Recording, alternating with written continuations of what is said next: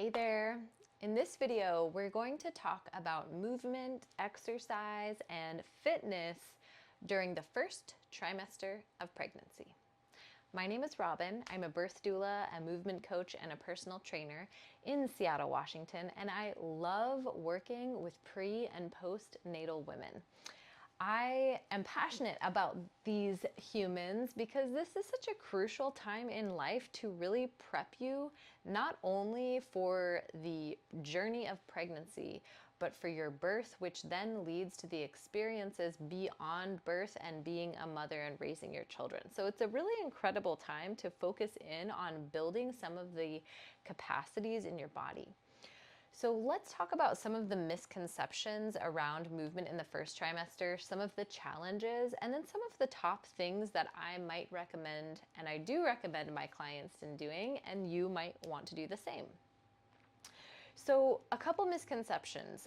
Lots of people, especially in the past, had the idea that during pregnancy, one should just rest, just completely rest, just sleep, eat, just take care because you're eating for two, you're growing a baby, and so your body is working so hard already.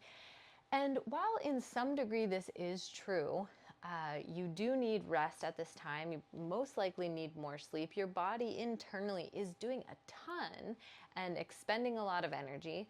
Your structural body needs the support as well to work with the changes that are coming.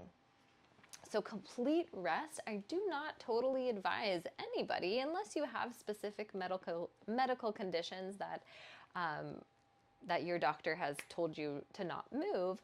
We should be moving at least multiple times a week to gain and start to build the strength needed for the journey to come. Secondly, often it is said that you should not start a type of movement while you're pregnant if you were not currently doing it pre-pregnancy. And for the most part, this is true for certain things, but for the most part, I don't fully agree with that. So in the ways that I do agree, that's for things like extreme sports or types of movements that are causing a ton of strain and challenge on your body. So this could be starting mountain biking or starting super heavy weightlifting or starting acrobatics or or kickboxing. These type of things that are really explosive, that more easily you can fall, that are also adding a ton of strain on your body.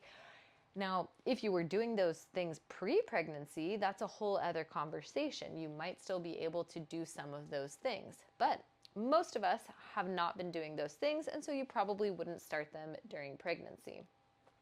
However, if you've not really worked out, that's not really been in your lifestyle, you've never done yoga or lifted weights before, you can start that during pregnancy and it's still safe. So doing things like prenatal yoga, Pilates, different forms of strength training using lighter weights or body weights are completely safe for the most part for most humans, again, depending on what your doctor said and what you're working with, but for the most part are safe for you to do.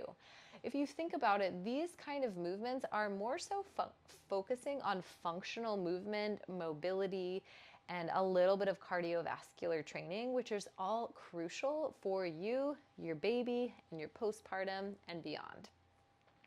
So what are the main fitness and movement and strength things that you should be focusing on in your first trimester?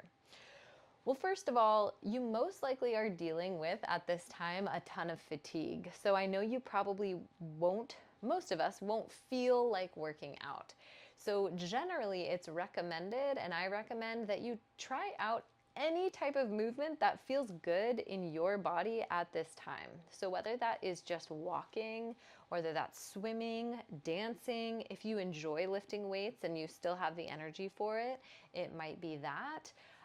Any sort of movement that's getting your blood flowing and continuing to focus on moving the fascia and staying mobile is really important for this time.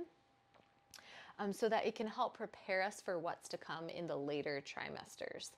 So first of all, if you have no energy, just focusing on walking or any type of lower impact movement that you do have energy for is really recommended.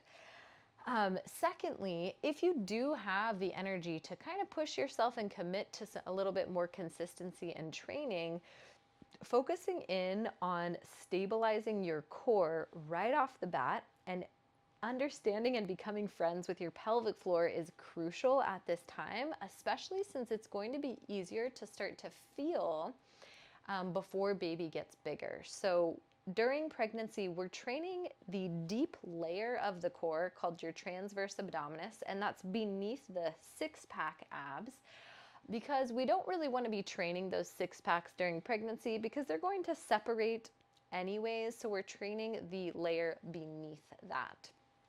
So this is doing a lot of things where you're keeping your spine neutral, but you're drawing baby or belly button to spine. You're doing things that are engaging that muscle, and there's tons of exercises to work your transverse abdominis. I have tons on my page, so you can go ahead and browse those exercises and incorporate them into your day. So that's number one. Number two is starting to become aware of your pelvic floor and breathing and moving with your pelvic floor. So the idea is that on the in-breath of any movement that you're doing, you're practicing lengthening or softening your pelvic floor down. And then as you exhale, we're focusing on drawing up on the pelvic floor and lifting it up. So practicing both the length and the lift to strengthen it in both directions. As baby is getting bigger, it's going to add a lot more pressure downward on the pelvic floor. And if you're already experiencing things like incontinence or other things that you're concerned about, I highly recommend going and seeing a pelvic floor specialist or a pelvic floor physical therapist early on in your pregnancy, just to investigate what's happening, and they can give you very specific exercises to ensure that things are safe down there as baby gets bigger. So that's another piece. Lastly, really honing in on getting your fundamental movement patterns down so that then you can continue to strengthen them throughout pregnancy. So these are things like squatting, making sure that you're practicing that squatting pattern and keeping the endurance in your legs, which you'll need. Lunging, again, as your baby gets bigger, it's going to cause different levels of like perhaps pelvic rotation or pain, which then can lead into back pain. So if we're working on strengthening the legs, especially the glutes, using lunges as one of the patterns is amazing. Another pattern to train is the hinging pattern. So this would be hinging at the hips and doing these sort of motions. Then we have pushing and pulling movements. So all of this is what I teach in my program for pre and postnatal training, especially prenatal training program, is we're really honing in on those fundamental movement patterns to stay strong so that then we can build the foundation of support throughout our pregnancy and prepare for Labor Day. Lastly is really focusing in also on prioritizing rest as well. And so lots of sleep. Obviously, we're not doing baths at this time because we don't want to overheat the body, especially during the first trimester. But there's other things you can do. Acupuncture, myofascial release, prenatal yoga is really amazing for this time. I also teach prenatal yoga, especially in my programming and in my community. So there's lots more information that will be shared down below. So that's kind of it for the most part during the first trimester. We're not going for a lot of intensity, and let me just take a quick pause for those of you who are lifting heavy and you want to know if you can keep lifting heavy during your first trimester. Yes, you can. You can continue to lift heavy weights you don't have to drop all your weights, go all body weight, but we're going to shoot for around 60 to 70% of your max load. So we're just taking the load down a little bit, mostly to prevent tons of pressure on the pelvic floor, which will then help for your postpartum recovery.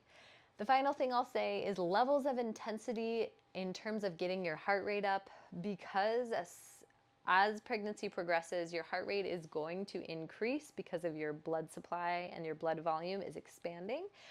So we're trying to keep our breath and our rate of perceived exertion at around a 60%, 70% max. So we should still be able to talk when we're doing any sort of cardio or exercise. So if you're walking up a hill and you're breathless, you can slow it down, slow down the pace. Same thing if you're doing any sort of other exercise. Try out the talk test. Make sure you can still say a sentence and you're at a good zone. Okay? If you are pregnant and you really want a way to kind of track what's happening each week in your pregnancy, I've made a pregnancy tracker and planner that you can download below, free for you. It's really fun. You basically, there's a page for every week with updates about what's happening anatomically with your baby. There's places where you can upload photos. There's places where you can take notes on appointments and all sorts of other good things. So feel free to download that. I hope it's useful for you. If you enjoyed this video, please click subscribe and check out what else I have going on the channel. If you need any other support, reach out, comment down below, and I'll see you in the next one.